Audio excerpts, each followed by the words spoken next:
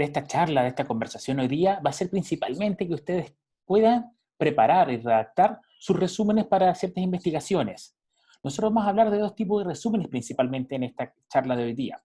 El resumen como tal, el resumen que se realice para cualquier investigación, que como su nombre lo dice, sea para que sea un resumen, hay que sintetizar todo lo que ya está hecho o lo que ya vimos en algún minuto. Y además de eso, vamos a ver principalmente cómo vamos a hacer el resumen para, en este caso, para las bases de este concurso, de esta presentación que van a tener ustedes me decía el Fabián que en noviembre, si no me equivoco, ¿sí la fecha? Es octubre, doctor. Octubre, Sí, octubre, Fabián. octubre. Igual, o sea, es emulable para la mayoría de los congresos. Generalmente comparten este tipo de las mismas instrucciones, las mismas bases. Sí, sí, las bases son como más o menos universales, pero Ujú. discrepan un poco de repente de las bases que son para una publicación científica, ¿ya? Pero ahí vamos a ver las diferencias entre una y otra. Cualquier cosa me detiene, me paran, tenemos harto tiempo, la presentación no es una presentación larga ni nada por el estilo, y la idea es que obviamente podemos conversar y podemos ir viendo los temas de a poco para poder ver obviamente que sus dudas estén todas claras. Como les decía, vamos a ver esta parte de elaboración y redacción de resúmenes. Para nosotros, ¿qué va a ser un resumen? Muchos autores dicen que un resumen es para ellos principalmente es la primera unión, lo primero que ve una persona cuando revisa una publicación.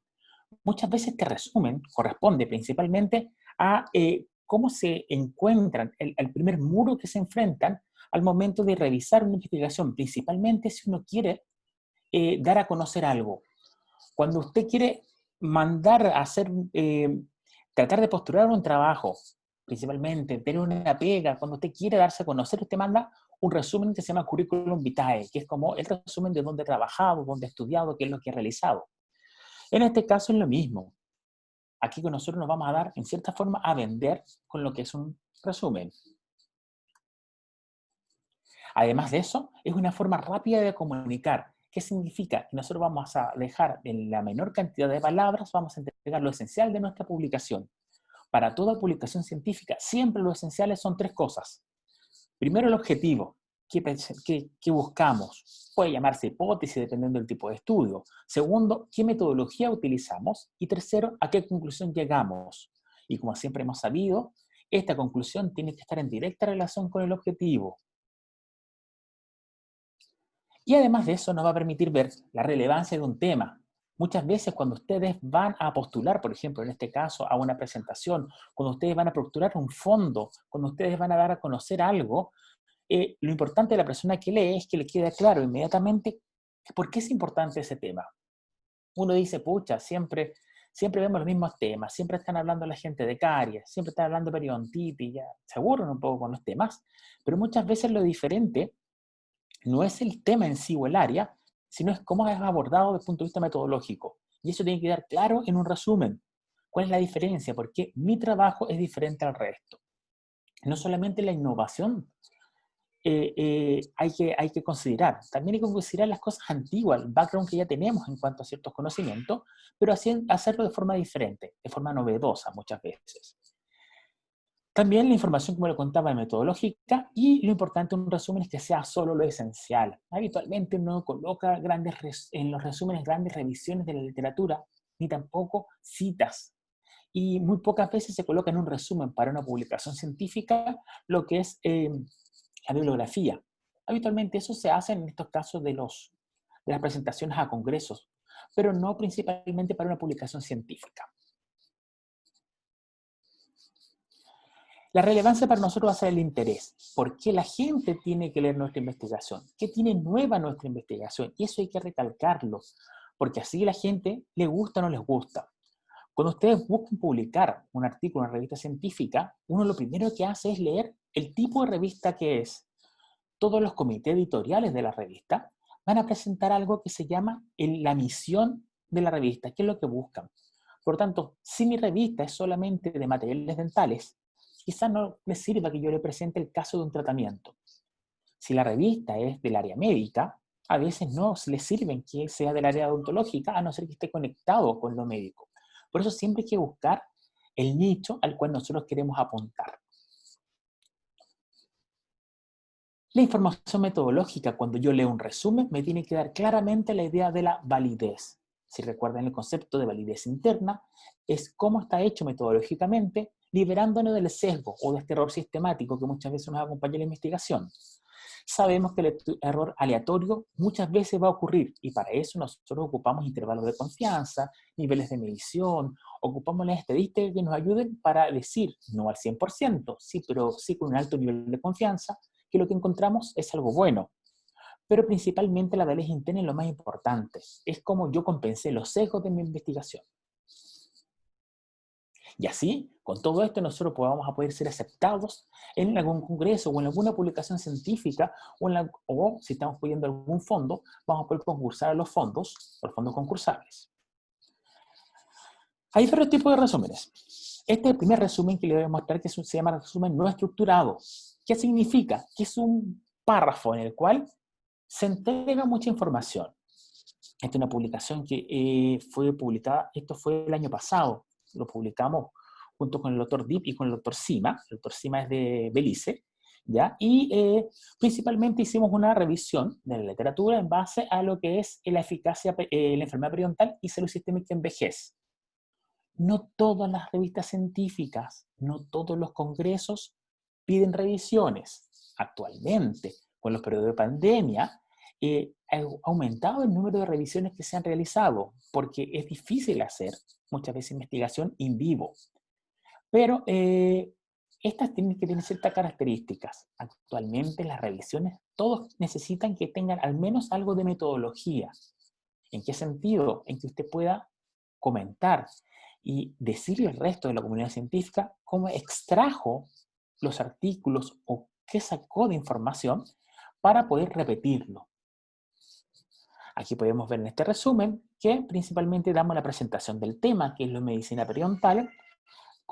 Comentamos principalmente algunas patologías, son 57 en ese minuto, quizás ahora son más, pero principalmente presentamos algunas patologías que son las que vamos nosotros a presentar en este caso, porque aquí solamente tiene que ver con lo que es la vejez. No nos importaba, por ejemplo, el embarazo u otro más. Y al final, el objetivo, la presente revisión busca dar a conocer a evidencia respecto a la relación de periodontitis crónica y condiciones sistémicas prevalentes en adultos mayores, adultos y adultas mayores. ¿Ya? Si se dan cuenta, este resumen, primera revista científica, no tiene estructura, no está separado, no hay ninguna palabra subrayada. Es solamente una revisión de lo que vamos a entregar. Este tipo de resúmenes no estructurados se llama indicativo. ¿Por qué? Porque lo que busca es al lector decirle qué va a encontrar si sigue leyendo. Se utilizan mucho metodologías cualitativas y en revisiones sistemáticas y sobre todo siempre en artículos de opinión. Cuando estamos haciendo algún tipo de opinión, encontramos este resumen que lo que busca principalmente es como enganchar, como tratar de llevar a que el lector, al leer el resumen, le pique el bichito y quiera seguir leyendo el artículo. Este otro artículo, este es un poquito más antiguo, que es del 2018-2017, en la misma revista, la revista del Hospital de Gustavo Frique, también es un resumen no estructurado. ¿Por qué? Porque si nos damos cuenta, no hay ningún tipo de palabra que me está dando la idea de qué es lo que estamos viendo. En este caso es un caso clínico. Ya lo hicimos junto al doctor Alfredo Escobar, que es el jefe del Hospital Frique, y junto al Pedro, que Pedro es un periodoncista de muchos años en el Hospital Frique. ¿Ya? Este tipo de resumen, a diferencia del otro, sí nos da algo más de información. No nos dice, no nos termina con el propósito. El propósito está hasta un poquito antes.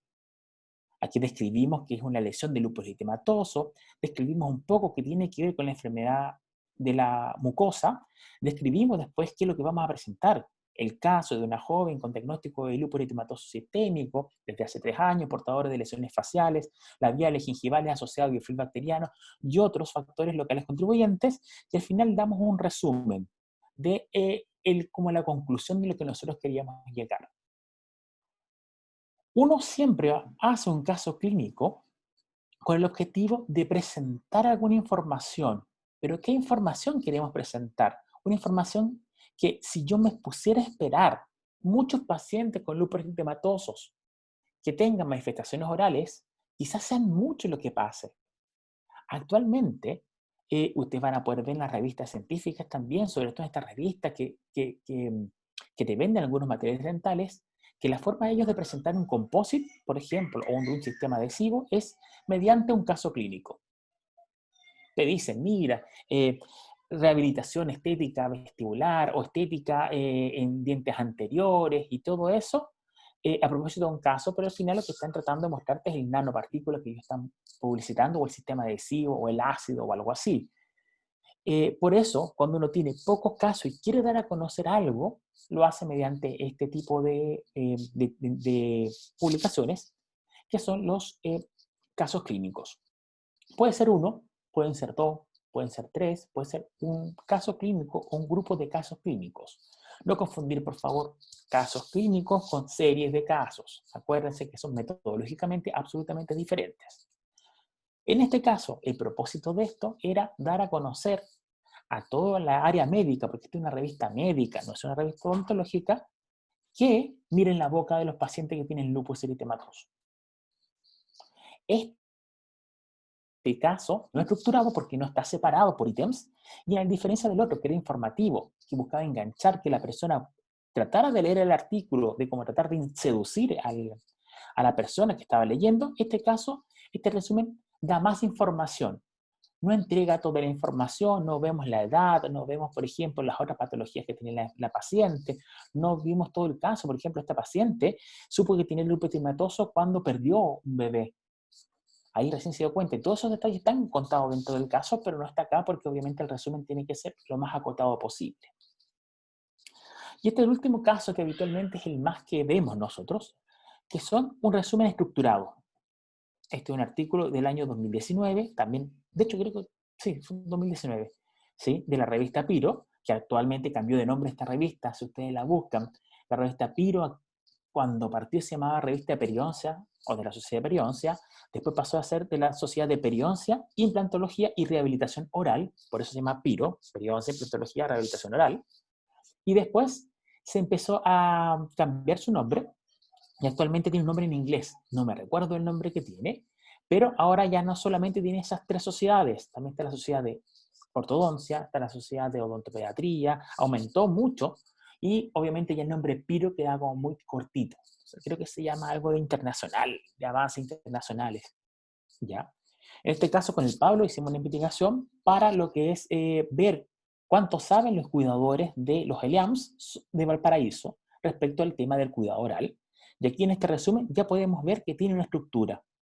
Hay un espacio que no tiene título, que habitualmente nosotros llamamos, a veces tienen título, que se llama como bases, como background, de repente, pero habitualmente no lleva título, algunos le ponen introducción también, dependiendo de la revista o el concurso que quieren participar o el congreso. Después viene el objetivo, propósito. Después viene materiales y métodos. Después viene resultados y conclusión. Si usted se da cuenta, en este tipo de resumen no existe la discusión, porque es habitual que en las revistas científicas, lo que sea la discusión, lo junto con la conclusión y hagan un solo capítulo grande que se llama discusión. Este resumen, además de eso, de ser un resumen estructurado, y es un resumen metodológico, porque te va mostrando paso a paso cada uno de todo lo que vas a encontrar de forma resumida dentro del artículo que ustedes van a leer. Por lo tanto, lo primero que tenemos que hacer es leer la norma de publicación. ¿Qué es lo que nos van a pedir? ¿Qué es lo que necesitamos publicar? Necesitamos separarlo por ítem. Tenemos que hacerlo de alguna manera, ¿ya? Tenemos que buscarlo de cierta forma si lo que ustedes quieren es presentarlo todo en un solo bloque. ¿Qué tipo de estudio van a presentar? Todo eso tienen que reverlo en la norma de publicación. Lo segundo es redactar el resumen en un solo bloque. Ustedes siéntense, escriban en el Word o en el que tengan y empiezan a escribir todo de una sola vez. No importa que se pase el número de palabras, no importa que sean 200 palabras, 1000 palabras, escríbanlo todo en un solo bloque y de ahí, como que fuera un arbusto, lo empiezan a podar, empiezan a cortar. ¿Ya? Acuérdense que el Word es muy fácil contar las palabras y además de eso el Word nos permite buscar sinónimos. ¿En qué sentido? Separar las palabras, para no siempre usar lo mismo como describir, como evaluar. Hay más sinónimos a esas palabras. Por tercero, una vez que usted ya tenga todo esto escrito, busque la estructura que necesita para su tipo de resumen. Diga, mira, esto va en resultado, esto va en discusión, esto va en conclusión. Y así lo empieza a separar y ahí le ponen los títulos para tener claro muchas de las cosas. Recuerden que el marco teórico habitualmente en un resumen no va. Y si va, va de forma muy abreviada y solamente con los autores más importantes. En el cuarto punto, ocupen las lecturas, pauta de lectura crítica. Siempre tienen que utilizar estas. En este caso, las normas que se hicieron ya tienen integradas las pautas de lectura crítica, la Consort, la Stroff, la Prisma, la CARE. Ya están todos ingresadas. Por eso cuando ustedes empiezan a ver las pautas se van a dar cuenta que con la de congresos se parecen mucho. Pero siempre tienen que pasarlo, inclusive cuando ustedes vayan a publicar, a mandar una revista científica, siempre evalúen. Estas pautas no les va a decir si su investigación es buena o su investigación es mala. Estas pautas recuerden que lo que va a decir es, mire, usted tiene que tener todas estas cosas que están en esta pauta para poder decir que lo que usted está reportando está de forma completa. Hay veces que cuando uno no hace algo de la pauta, imagínese usted, no es aleatorio el estudio que hizo, es preferible decirlo, colocarlo. Mire, la muestra no fue aleatorizada, fue una muestra por conveniencia. Es preferible colocarlo de una porque muchas veces cuando usted llega, el editor o el revisor empieza que tiene esta pauta al lado, empieza a decir, oiga, le falta esto, por favor, escríbalo, mándalo de vuelta y te devuelven los artículos por eso. Por eso es preferible ser expresivo en ese sentido. Y una vez que ya tenga todo esto claro, edite su resumen para que sea el número de palabras que corresponde. Siempre eran las normas, estimados y estimadas, porque te piden un número de palabras, te piden un ancho de palabras, un ancho de párrafo, te piden un número de letra, te piden muchas cosas, por eso siempre tienen que ser así. Y algunos, en el caso de algunas revistas y algunos congresos, todo es digital. Por tanto, cuentan. Lo primero que hacen es contar. Y si te pasaste, te devuelven todo sin leerlo y te dicen, no, no fue aceptado porque se pasó. Y también cuiden por favor la ortografía. Porque a muchos investigadores les pasa que si tienen mala ortografía, cuando lo empieza a leer la persona, empieza a ver el resumen, dice, pucha, ¿para qué me voy a gastar leyendo un artículo si esta persona ni siquiera sabe escribir? Por eso, siempre cuiden la ortografía. En el caso de alguna revista científica, si ustedes recuerdan, o saben, o conocen, si no se las presento, por favor, esta revista, la Appliance Science Industry, es el journal que nosotros tenemos en la Facultad de Odontología. Ya tenemos el segundo número disponible en la red. Si ustedes entran a revista v.cl, ahí está el segundo número ya disponible de esta revista. Esta revista, 5 años, fue un sueño. Nosotros teníamos una revista que se llama Revista de la Facultad de Odontología de la Universidad del Paraíso, que era una mezcla entre una revista social y una revista científica. Teníamos artículos, teníamos 6, 7 artículos por cada edición, pero después empezaban a ver las fotos de las graduaciones, las fotos de los internados, las fotos de la premiación de la profesora o del profesor, y muchas cosas así. Entonces, como que eso le restaba un poco lo científico a la revista. Por eso se cambió a esta revista, y actualmente el editor, que es el doctor Cueto, y el coeditor, que es el doctor Juan Villagra, hicieron un buen esfuerzo en el caso de poder llevarla, obviamente, a buen rumbo y hacer una revista del tipo científica.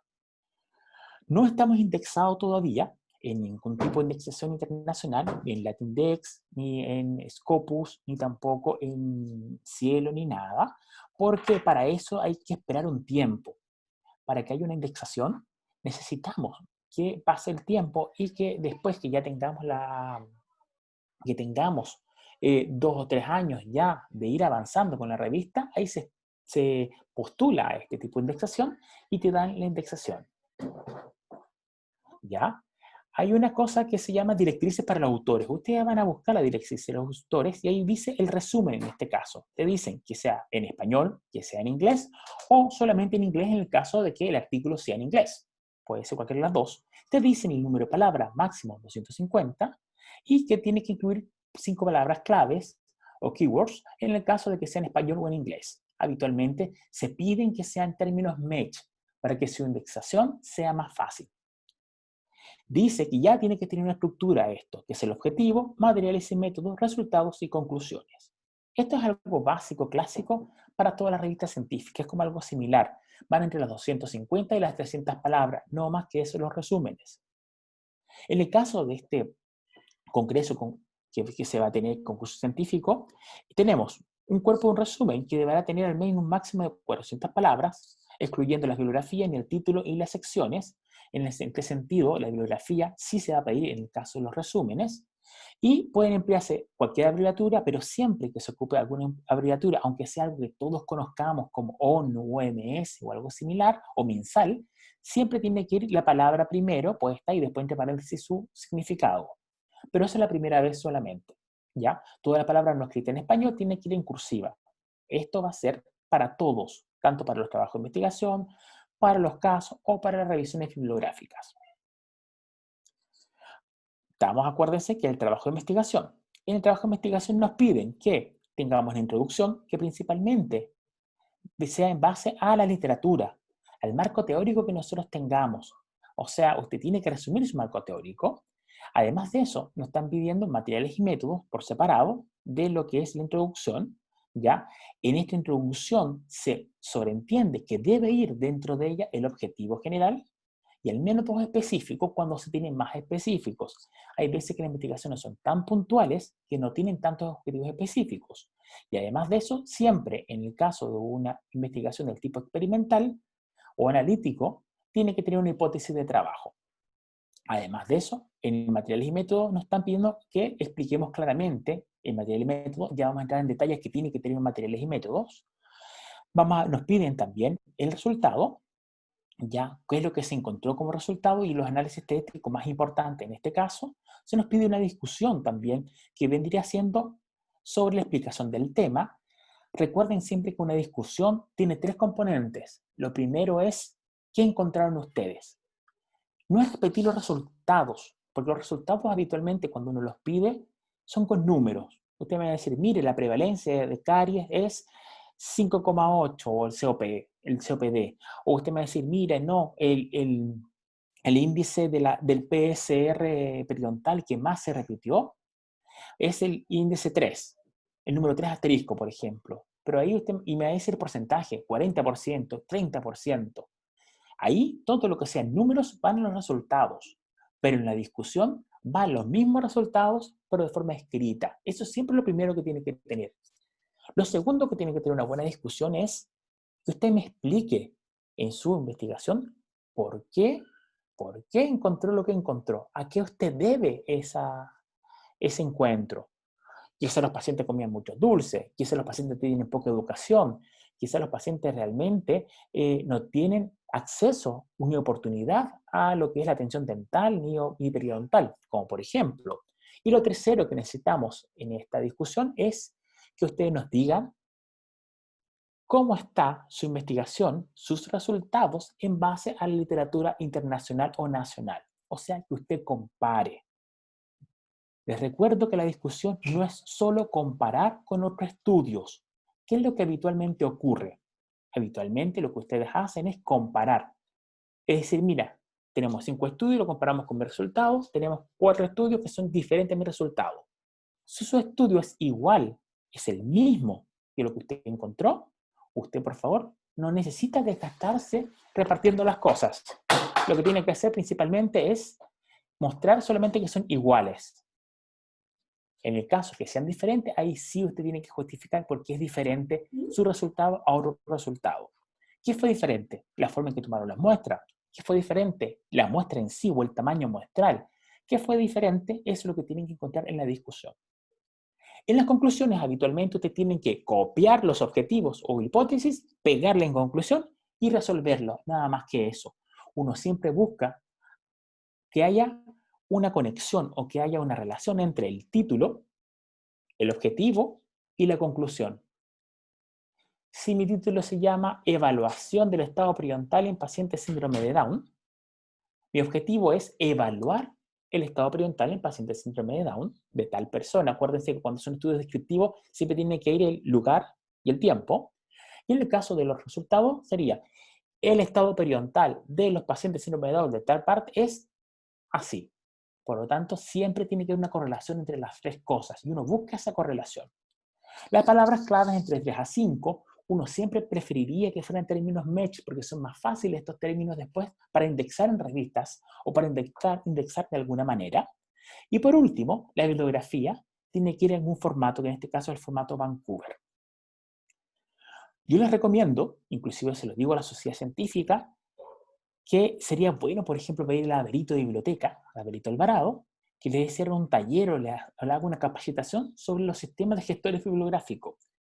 A mí personalmente yo uso el EndNote porque es el que, con el que me crié y aprendí a hacer. Yo encuentro que el sistema de gestor bibliográfico, el Mendeley, es fácil de utilizar también, pero son buenos gestores, son buenas herramientas que se pueden utilizar y con eso ustedes pueden simplificar mucho lo que es la bibliografía. Hay revistas, no es el caso de la revista de la facultad, pero sí hay unas revistas, algunas que usted le pide que junto con su manuscrito, en un formato de texto, habitualmente es Word, usted adjunte el enlace, el ENL del EndNote o algún tipo de archivo en el cual muestre la bibliografía, porque para ello es más fácil trabajar en base a esos datos.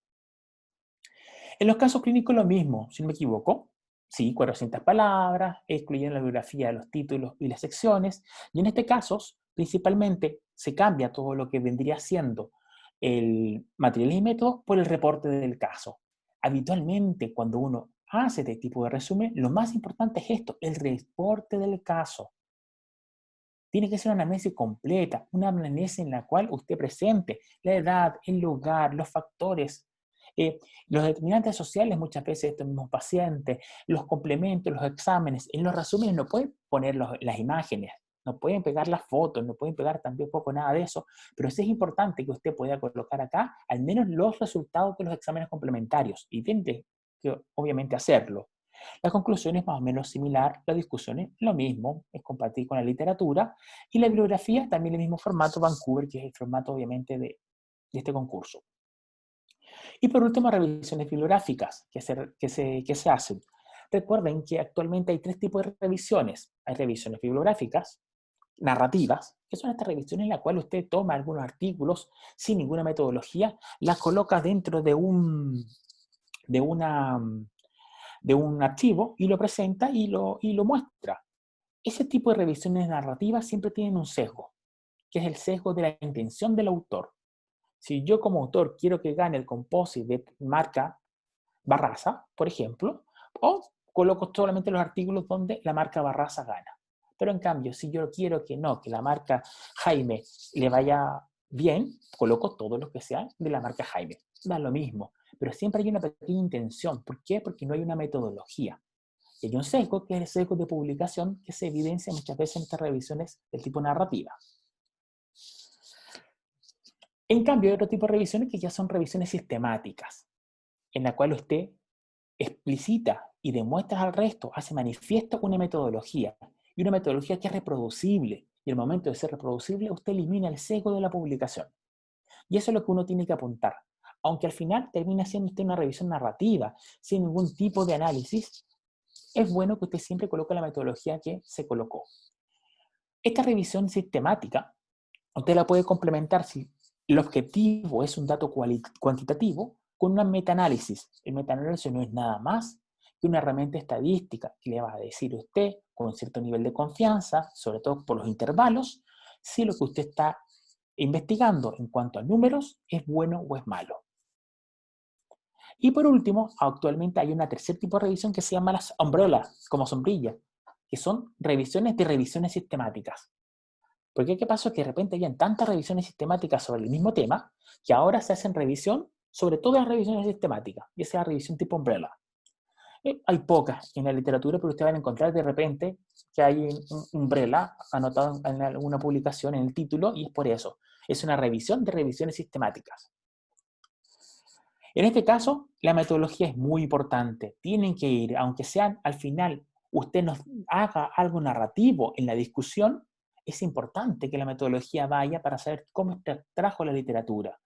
Además de eso, los resultados tienen que estar dentro de esta misma metodología, porque usted tiene que tener criterios de inclusión, criterios de exclusión, tiene que decir por qué incluyó los papers desde el origen y al final decirnos con cuánto se va a quedar y el tipo de evaluación que se va a hacer. Para que una revisión del tipo sistemática con esta metodología no sufra sesgo al momento de tener los artículos finales, siempre es importante algo que se llama triangulación. La triangulación es la propiedad en la cual más de una persona va a leer el mismo artículo. O sea, 2, 3 personas van a leer el mismo artículo para saber qué es importante este artículo para nuestra revisión. No es algo absolutamente que se pide ahora, pero sí es algo importante que ustedes sepan porque también hay un sesgo. Yo les puedo decir a ustedes, esta es la metodología y esto es lo que utilicé. Pero quizás de ese artículo yo saque lo más importante y otra persona no saque lo más importante y haya un sesgo ahí. Por lo tanto, al triangular, al haber más de una persona que lee el artículo, nosotros eliminamos ese sesgo en la publicación. Vamos a tener una discusión que en este caso vendría siendo más o menos lo que usted nos va a contar del objetivo que se produjo con esta revisión que usted realizó de la literatura, que vendría siendo obviamente la revisión propiamente tal. Aquí, hasta el momento, son puros artículos. Aquí en la discusión ya es lo que vamos a publicar y al final la conclusión que tendría que ser este mismo objetivo general que usted se planteó, resuelto. Acuérdense que en este caso siempre es copiar el objetivo general y pegarlo abajo en las conclusiones. Siempre palabras claves, ya ojalá cercanos a los términos MECH, y la bibliografía del tipo Vancouver. Dudas, consultas, algo que quieran saber hasta el momento. Vamos a empezar a ver cada uno de los... vamos a ver cada uno de nosotros ahora de estos, pero ya de forma un poquito más detallada. Doctor, hay algunas dudas en el chat. Ya, Javier, es que yo no puedo ver el chat. Ya. ¿Usted me lo puede recordar? Catherine Sagredo dice, al exponer un caso clínico, ¿siempre el resumen es no estructurado? No, usted puede, en este caso, todos los resúmenes que se presentan para este concurso son todos estructurados. Si usted se da cuenta, están todos divididos. Es habitual que sea no estructurado, porque en la parte de metodología usted no puede poner caso clínico, pero no, todo depende del tipo de revista, o el tipo de concurso, o el tipo de congreso que usted quiere postular. ¿Ya? No tienen por qué ser todos no estructurados. Fernanda Parada pregunta, ¿la triangulación debe quedar explicitada en materiales y métodos? Sí, habitualmente el material y método se dice, los artículos fueron revisados por 3 investigadores o 2 investigadores, se coloca el número de investigadores.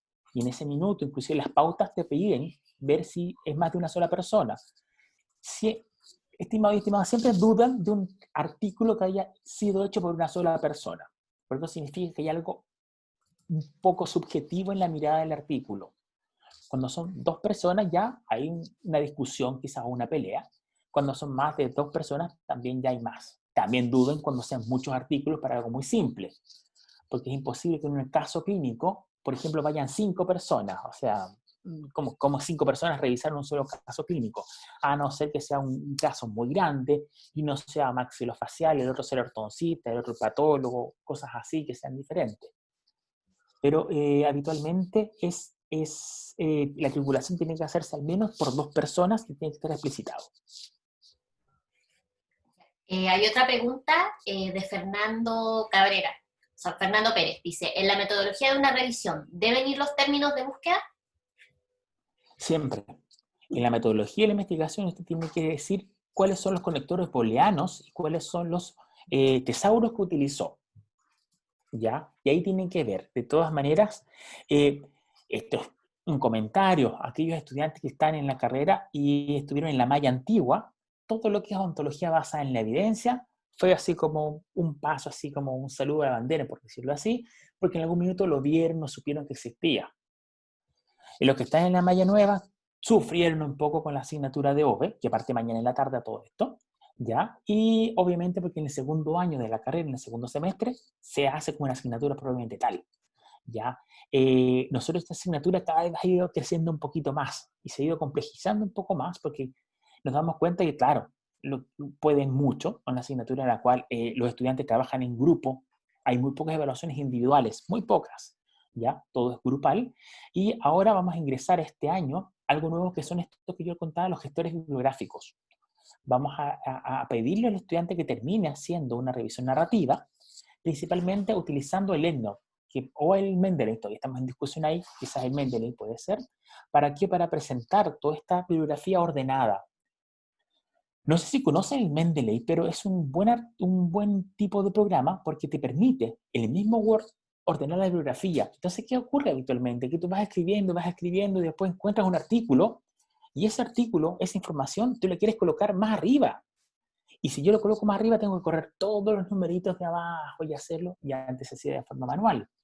Actualmente no. Usted con este programa te lo inserta y te cambia inmediatamente, manteniendo el orden, todos los números que están hacia abajo. Si está duplicado el artículo, te respeta el número duplicado, porque de repente uno también se saltaba y copiaba los números. Y por último, también te da la bibliografía, te la escribe. Tú le dices, oye, lo quiero en formato APA, y te lo escribe en APA, o te lo escribe en Vancouver, o te lo escribe en algún otro formato. Es una buena herramienta para el investigador, y lo bueno es que mediante el correo UV, uno tiene esta herramienta gratis. El Mendeley es como ilimitado, el EndNote es un poquito más limitado, pero también lo podemos tener. Cuando estén en segundo ya van a saber un poquito más de OVE habitualmente. Javier, ¿alguna otra consulta? ¿No? Sí, queda una última pregunta también de Fernando, que pregunta sobre las palabras claves. ¿Son escogidas arbitrariamente por los autores? No. Habitualmente cuando nosotros buscamos, habitualmente es necesario que las palabras claves estén un poco reflejadas en el objetivo del estudio. Por lo tanto, si es en el objetivo del estudio, también va a estar presente en lo que son el título. En el caso, vamos a retroceder un poco atrás. Mire, si ustedes se dan cuenta, aquí nos pedían 4 palabras clave. Si uno se da cuenta, aquí es vejez. Ese es el concepto, adulto mayor. Estamos hablando de la población, que en el caso de una pregunta clínica, en base a la odontología basada en la evidencia, vendría siendo lo que nosotros llamamos población o paciente. En este caso, la palabra clave dice odontogeriatría, adultos mayores. También podría haber sido adultos mayores, o podría haber sido vejez también como palabra. Tenemos la población dentro de las palabras claves. También tenemos que ver cuáles son la patología principal que estamos buscando, que en este caso sería la periodontitis o enfermedades periodontales. En este caso están como ejemplos y están duplicados. Y también tenemos lo que queremos comparar, los resultados que queremos buscar en este caso. El resultado en este caso, el outcome, vendría siendo enfermedades sistémicas o salud sistémica. Y para eso nosotros llamamos medicina periodontal. Tampoco pueden ser palabras claves que sean muy amplias, porque si yo pongo acá odontología, podría entrar en cualquier cosa. La idea es que sean palabras que representen principalmente lo que queremos buscar y lo que nosotros queremos expresar para que facilitar a otras personas localizar y ubicar a este tipo de artículos. En este, por ejemplo, lo principalmente aquí era lúpulo eritematoso, manifestación oral y úlcera, que era lo más importante que nosotros vimos en el caso. Yo acá podría, ahora leyéndolo, habría agregado un cuarto, que sería caso clínico. Porque también como palabra clave es muy importante que usted coloque en la metodología que se coloque. Aquí podría haber sido revisión, aquí podría haber sido caso clínico. Y en este, conocimiento, cuidadores, porque son de cuidadores, hogar de anciano, porque estos, y usted dice, pero ¿por qué puso hogar de ancianos? Es tan raro, porque claro, nosotros los tomamos de los términos MECH, y por ejemplo, no existe ELIAM en los términos MECH, que son establecimientos de larga estadía geriátricos. No existe la palabra geriátrico como lugar físico donde se cuida el adulto mayor. La que sí está es hogar de anciano, por eso tengo que ocupar la palabra hogar de anciano y traducirlo al español como hogar de anciano. ¿Algo más, Javiera? ¿No? Hay una pregunta de Consuelo Sí. Gallardo que es sobre cómo es la estructuración de la pregunta en Scoping Review. Habitualmente, cuando nosotros hacemos la estructuración de la pregunta, la hacemos mediante el acrónimo PICO, que vendría siendo paciente, intervención, comparación y resultado, que vendría siendo el outcome. Además de eso, usted le podría agregar lo que es el diseño o el estudio, dependiendo de lo que usted quiere buscar cuando lo hace.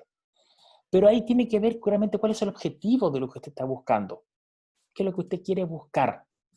Si yo quiero buscar, por ejemplo, revisiones narrativas, es importante la palabra del diseño. Si usted quiere buscar principalmente casos clínicos, es importante la parte del diseño.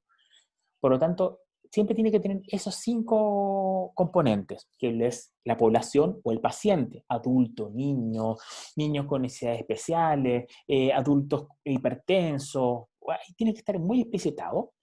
La intervención, ¿qué es lo que está buscando? Prevalencia de caries, tratamiento con antibioterapia, prevalencia de malformaciones orales, ¿ya? La comparación, en el sentido, si usted quiere compararlo con algo, si está haciendo algún tipo de estudio, acuérdese que si es un estudio pronóstico, un estudio diagnóstico, no es necesario. Si es un estudio que usted está haciendo de exactitud diagnóstica, para ver la sensibilidad, la especificidad, valor predictivo y esas cosas, aquí en la comparación lo que usted tiene que colocar es el gol estándar que quiere colocar, ¿ya? Y por último, el resultado. ¿Qué quiere ver? ¿En qué? En el sangrado, en la disminución de la prevalencia de alguna enfermedad, en la sanación, ¿ya? En la rehabilitación oral, en las condiciones estéticas. Por tanto, siempre esos 5 puntos son lo más importante cuando uno hace la búsqueda. Claro, sí. ¿Respondí? Sí. Sí, le respondí. Ya. Esas son las preguntas que quedan. Ya, vamos entonces. ¿Cómo estamos de tiempo, Javiera? Las 7:48. Y tenemos hasta 5 minutos atrás teníamos, ¿no? Sí, ya. Vamos entonces. En realidad no hay un horario fijo, pero lo ideal es que no se estire tanto. Perfecto, fallarnos, ahora vamos rápido. Ya, si nos queda poco. De todas maneras, estimado, cuando yo les decía que mire, busque las pautas, estas son las pautas. Usted entra a este sitio, Equero Network es un sitio espectacular, está evaluado por la OPS y por la OMS, por lo tanto usted va a encontrar ahí, inclusive hay cursos gratis muchas veces para revisar la evidencia y esas cosas, en las cuales usted va a encontrar todas estas pautas. Y estas pautas son en base a lo que usted está haciendo. Si yo quiero hacer un caso de reporte, ocupo el pauta CARE. Si yo hago un estudio observacional, es STROP, y así voy, dependiendo de lo que yo quiera hacer. ¿Ya? Por ejemplo, la más utilizada habitualmente es la CONSORT. La CONSORT es en aquella que se utiliza para ensayos clínicos controlados, ya sea randomizados o no randomizados, cualquiera de los dos, o aleatorizados o no aleatorizados, como quieran llamar. En el caso de los resúmenes, ellos piden principalmente que sea estructurado de forma que tenga el diseño, la metodología, los resultados y las conclusiones. Aquí es cuando usted, vamos a devolver un poquitito, cuando usted aprieta acá, Consort, le va a aparecer la pauta. Está en inglés y en otros idiomas, algunas están traducidas al español, no todas, pero aparece aquí extensión. Cuando usted aprieta extensión, le van a aparecer otras cosas importantes de esta pauta. En este caso, la Consort tiene una extensión y su extensión vendría siendo esto. Vendría siendo todo lo que tiene que tener un resumen. Metodología, ¿qué tiene que tener un ensayo clínico? Aleatorizado o no aleatorizado, cualquiera de las dos. Principalmente el diseño, eso tiene que estar sí o sí. Después tienen que estar los participantes. ¿Cómo usted los escogió? Acuérdense que esto son con criterios de inclusión, cuando yo hago un estudio de una investigación de tipo de ensayo clínico. ¿Qué intervenciones están? ¿Cuáles son los grupos? ¿Hay 1, 2, 3? ¿Cómo se llama cada grupo? ¿Cuál es el objetivo? Esto habitualmente, en el caso de ahora, de lo que vamos a hacer, no está acá, está afuera. Está en la parte más superior que vendría siendo en la parte de la introducción, cuando te piden el objetivo ahí. Te piden el resultado. ¿Qué es lo que tú quieres lograr? El número de pacientes sanos, la disminución del dolor, el alivio del dolor. Disminución del dolor es cuánto bajó en magnitud, bajó 5, 6, 7. O el alivio es cuántos pacientes llegaron a 0, por ejemplo, son cosas diferentes. ¿Hubo la autorización o no hubo la autorización? Y si hubo enmascaramiento. Recuerden que ahora se utiliza más la palabra enmascaramiento que ciego. Eso es principalmente que les van pidiendo. Y en el caso de que sea un ensayo clínico, en los resultados es muy importante esto. ¿Cuántos pacientes terminaron el estudio? ¿Cuántos partieron y cuántos terminaron? En el caso del STROP para estudios descriptivos, ya sean casos y controles, ya sean cortes o ensayos de otro tipo de descripción, como cortes sin H y con H. Lo que nos piden principalmente es que el resumen tenga una información informativa y equilibrada. No dice nada realmente, pero sí en la extensión nos dice qué es lo que se busca. Por ejemplo, buscan que en metodología usted tenga principalmente cómo se separó, cómo se obtuvo, el año, la fecha donde se obtuvo esta muestra, desde qué lugar fue, que es muy importante para un estudio de tipo descriptivo. Es muy importante, usted siempre tiene que decir el lugar y el tiempo. Nos pide también los participantes, cómo se les seleccionaron, y sobre todo si son casos y controles y son estudios de corte, es muy importante, porque usted tiene que decir cómo buscó el grupo control. Y eso es lo más difícil en un estudio de este tipo. También nos tiene que decir qué variables de forma definida y los métodos estadísticos que utilizó. En este caso, no son tantas las exigencias metodológicas para un resumen del tipo descriptivo como sí para uno del tipo experimental o de caso de ensayo clínico, como vimos anteriormente con la Consort. En el caso de la CARE, principalmente te pide que tenga el síntoma más importante, te dice, tiene que estar sí o sí, que están en el nombre del diagnóstico, las intervenciones y los resultados que se encontraron principalmente. Eso es lo que se busca dentro de lo que vendría siendo la parte del resumen. Cuando uno va a las especificaciones de esta CARE, ellos dividen siempre en la introducción, que es como el objetivo del paper, el propósito de este paper. Te dicen también, en metodología, ellos lo comparan con casos y reportes. En este caso se encuentra, está estructurado, que ellos proponen que siempre uno el resumen lo estructure, lo puedes poner como metodología, no materiales y métodos, porque materiales suenan muy feo, porque estarías utilizando al paciente como un material, lo estarías instrumentalizando o cosificando, como quieras llamarlo. O reporte de casos, que es lo más indicado, que aquí en este caso tendría que estar presente principalmente lo más importante del examen. No tienes que perder el objetivo de lo más importante, lo primario, lo que usted buscó y trata de encontrar en el caso. Hay información que de repente uno empieza a colocar que está de más en los casos y eso no es necesario para un resumen. Estamos hablando de un resumen. Y por último, ¿cómo se midió? Siempre tiene que estar puesto en las mediciones. Por ejemplo, aquí lo dice, siempre las mediciones o el método que se utilizó.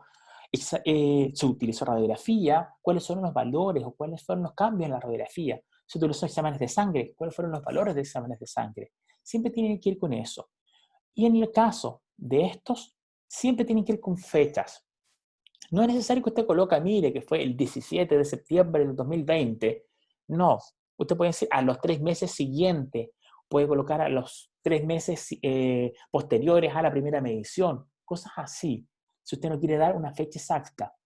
¿Por qué muchos autores no colocan la fecha exacta? Porque cuando uno coloca una fecha, pierde el valor un poco del artículo. Piense que usted, cuando usted hace un artículo y lo revisa, imagínese que el artículo salió hoy día, pero ese artículo fue hecho el año pasado, lo más probable, fue redactado y resumido a principios de este año y fue enviado a la revista en marzo, en abril, y recién ahora ve la luz el artículo. Por eso ya lleva como un año de desfase cuando usted lo ve en una revista, imagínese. Por lo tanto, muchos autores por eso no colocan las fechas exactas, no ponen tal fecha de tal año. En la discusión siempre tiene que usted resumir lo que está en la literatura. En este caso, de los casos clínicos, es importante que no solamente coloque lo que usted encontró, sino compare lo que usted encontró con la literatura. Si es habitual que se encuentre eso, ¿qué encontró usted que no vio otros autores? ¿O que usted no encontró que sí ven otros autores? También es importante, porque la discusión resume un poco también la revisión bibliográfica de lo que se podría hacer respecto al tema.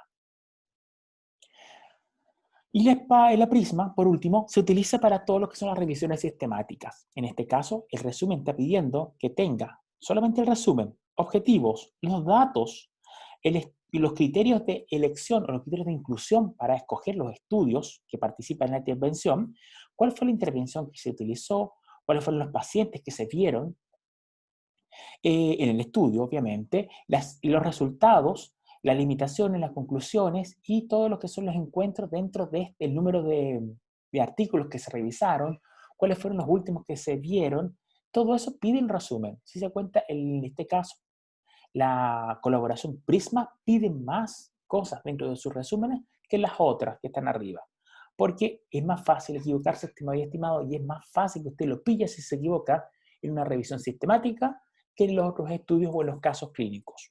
Porque si yo me equivoco en un caso clínico o coloco algo que no corresponde, no pueden ir a revisar al paciente. Si yo describo algo o se me olvida de describir algo en un ensayo clínico, no van a saber porque ellos no tienen los pacientes, no tienen las remediaciones. En cambio, las revisiones sistemáticas son fáciles de corroborar, porque yo hago lo mismo que usted hizo en el computador de mi casa y tengo a los pacientes o a la población directamente en el computador que vendría siendo el PubMed o donde usted haya utilizado el Scopus o donde sea. Por lo tanto, es fácil que uno pueda corroborarlo, pueda ver seriamente si está en lo correcto o lo hicieron bien o no lo hicieron bien. En este caso, la metodología pide el criterio de elegibilidad, cuáles son los criterios de inclusión de cada uno de los artículos que fueron incluidos en este estudio. Piden la información, en el caso que cuáles fueron las palabras, en este caso nosotros los llamamos tesauros, pero aquí lo llaman como las claves que tienen cada uno de los bases de datos, y obviamente el riesgo de la medición en cuanto al sesgo. Eso también es importante tenerlo.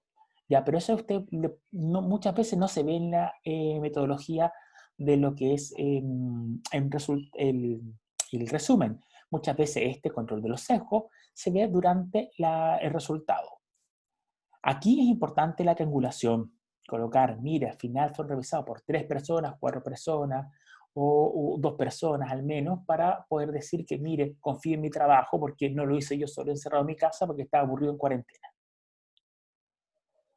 Y por último, para terminar, ¿qué es importante para ustedes? 1, siempre redacte el resumen en pasado. Cuando lo redacte, acuérdense que usted lo iba a juntar todo en un solo bloque y lo iba a colocar todo en pasado, porque todo ya pasó. Todo, absolutamente todo. Pero las conclusiones siempre van en presente, sea cual sea el resumen que está usted haciendo, sea de un caso clínico, de una revisión o sea de un ensayo clínico. Ahorrar palabras, siempre. Y por favor, las palabras de transición no siempre coloquen, no siempre las coloquen. Hay muletillas cuando uno escribe y cuando uno habla también.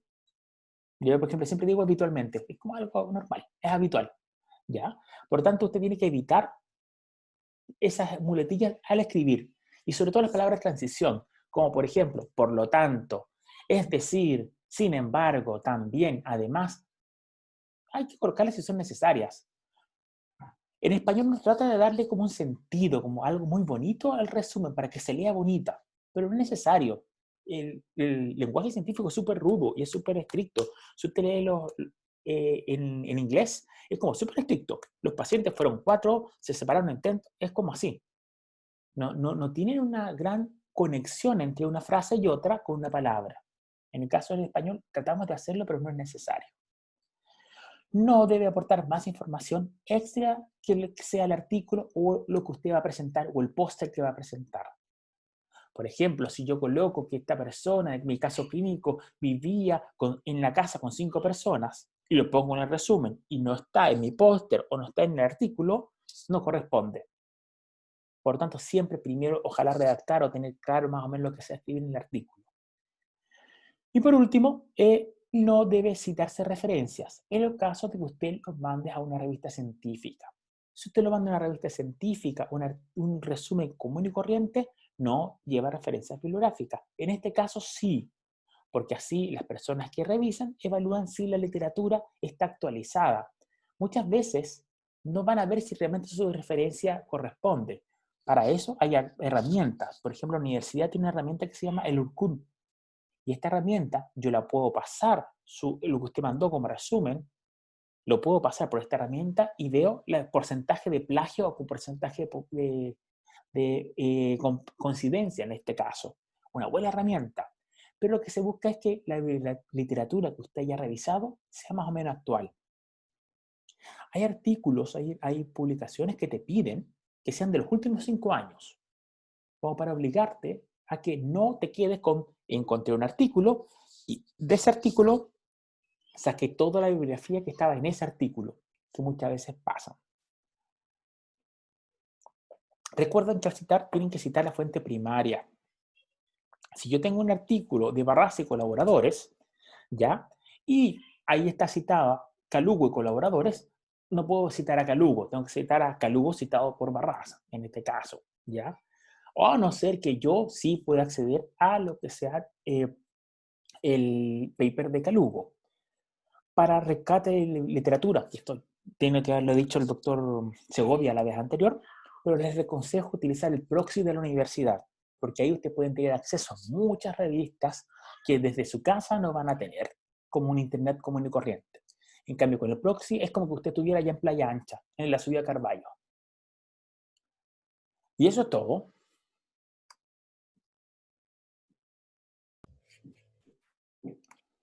Javiera, ¿consultas? No hay consulta en el chat. Perfecto. Estimados, estimadas, consultas, dudas, algo que quieran saber.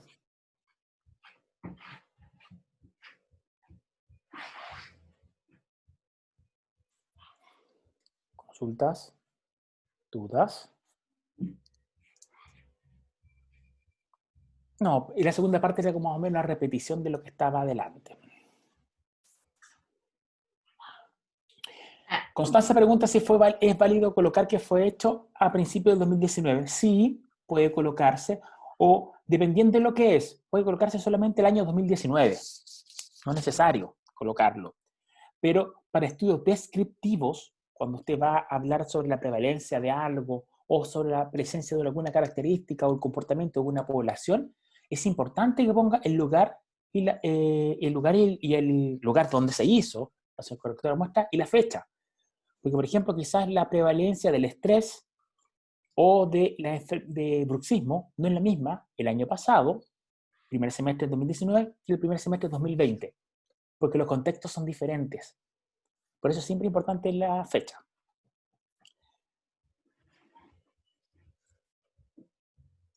Fernando pregunta, ¿debe incorporarse el resumen? Sí, en el caso de si usted está haciendo una revisión, necesita que colocar cuáles fueron los conectores booleanos. No, o sea, lo siento, los tesauros. No es necesario, Fernando, que usted coloque toda la búsqueda que hizo. Habitualmente uno dice, se buscó en tal y tal buscadores. ¿Cuáles fueron? PubMed, Scopus, el de la OMS, que es se me olvidó el nombre, EFSCA, no me acuerdo cómo se llama, ¿ya? Y usted coloca cuáles fueron los buscadores que utilizó, después coloca bajo los términos o cuáles fueron las palabras y coloca las palabras solamente, porque uno habitualmente cuando hace esto pruebas muchas palabras. Tú como que peloteas, tiras al PubMed habitualmente, en mi caso, muchas palabras. Y al final ves con cuáles te quedas. Pero usted ahí coloca las palabras que le resultó solamente. No es necesario que nos muestre las 200 palabras que utilizó, solamente las finales. Y sobre todo los conectores booleanos, en ese sentido. ¿Cómo lo unió? Si lo unió con el i, con el o, con el no, también que lo pueden hacer. Y en ese caso se hace eso y se coloca en el resumen. Es necesario. ¿Más consultas? ¿Más dudas? Yo sé que estamos como encima porque esto ya es para el 14 de septiembre, pero es necesario que ustedes sepan que cualquier cosa, duda o todo, pueden consultarnos en la Cátedra de Salud Pública. Nosotros siempre estamos dispuestos a ayudar, ¿ya? Es más difícil ahora, estimado y estimada, porque antes, por último, en la fila del casino, cuando estamos todos aglomerados ahí y apretados, te hacían las preguntas, te hacían alguna consulta o algo así. Pero siempre se puede mandar un mail, se puede consultar. Nosotros en la cátedra siempre estamos llanos a ayudarlos en lo que necesiten. Y ocupen las herramientas que tenemos en la universidad, como el Mendeley que le dieron. Si usted entra a bibliotecas con s.v.cl, hay ahí algo que se llama, yo creo que el doctor Segovia tiene que haberlo mostrado la vez anterior, que se llama herramientas para investigación. Y ahí está el proxy, por ejemplo, que es muy importante, porque con eso yo es como que estuviera en Playa Ancha y puedo acceder a muchas revistas. Y no es necesario colocar otros tipos de buscadores que son un poquito más ilegales, pero son muy efectivos. Además de eso, tengo herramientas para poder ver el plagio, tengo herramientas para poder ver también herramienta estadística, usted puede bajar el Stata, y además de eso, puede tener ciertas herramientas como la herramienta para ver los gestores bibliográficos. Está el Zotero, está el Mendeley, está el EndNote, están todos esos ahí, y para estudiantes del UB es gratis, absolutamente gratis. Javiera, Fabián, ¿algo más? ¿No?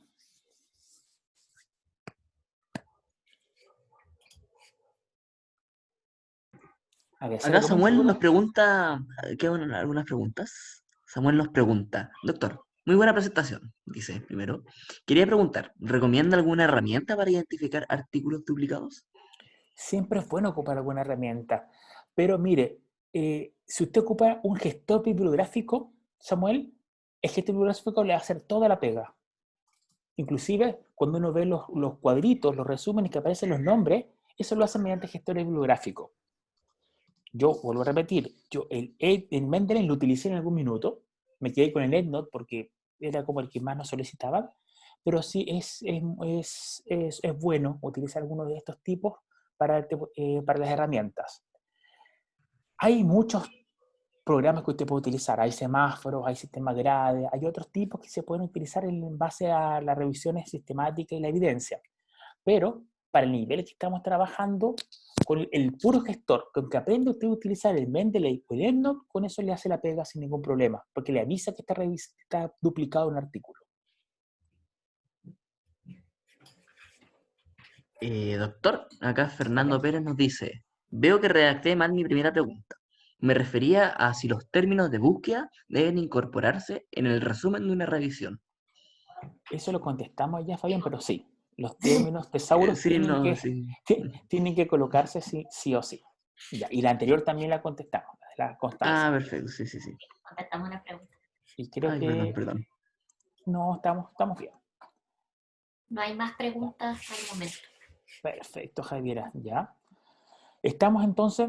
Sí, estamos, Muchas doctor. gracias, doctor, por la presentación. Creo que nos quedó claro, no solamente para este congreso que muchos están presentando trabajos, sino que para futura investigación. Así que gracias por su presentación. Gracias, Javiera. Y vuelvo a repetir, o sea, la cátedra está súper abierta a cualquier cosa que necesiten. Es difícil ahora con este teletrabajo juntar de repente los tiempos, pero siempre se puede de alguna manera hacer algo. ¿Ya? ¿Ok?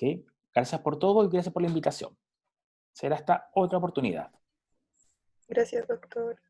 Que esté bien. En nada, Fernanda. ¿Ya? Nos vemos, que estén bien.